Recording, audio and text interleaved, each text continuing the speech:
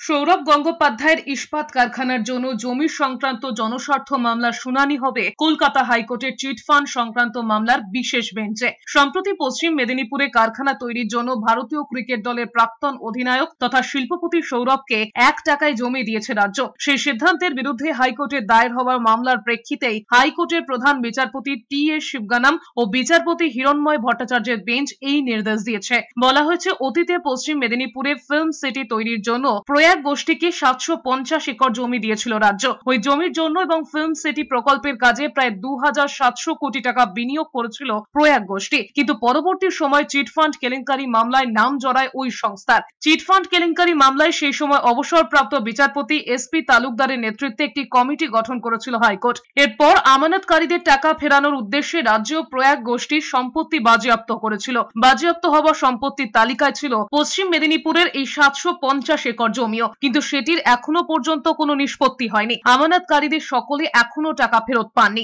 এরই মধ্যে ওই জমিতেই কারখানা বানানোর জন্য সৌরভকে 1 টাকার বিনিময়ে সেখান থেকে 350 একর জমি দেবার সিদ্ধান্ত নেওয়া হয়েছে। আগের বিষয়টি নিষ্পত্তি হবার আগেই কেন প্রয়াগ গোষ্ঠীর বাজেয়াপ্ত হওয়া সম্পত্তি আবার অন্যকে দেওয়া হচ্ছে তা নিয়ে প্রশ্ন তুলে হাইকোর্টে জনস্বার্থ মামলা করেন এস.কে. মাসুদ নামে এক আমানতকারী। প্রসঙ্গত, চিটফান্ড সংক্রান্ত মামলার শুনানি বিশেষ বেঞ্চে বর্তমানে রয়েছেন বিচারপতি জয়মাল্য বাগচি ও বিচারপতি গৌরাঙ্গ কান্ত।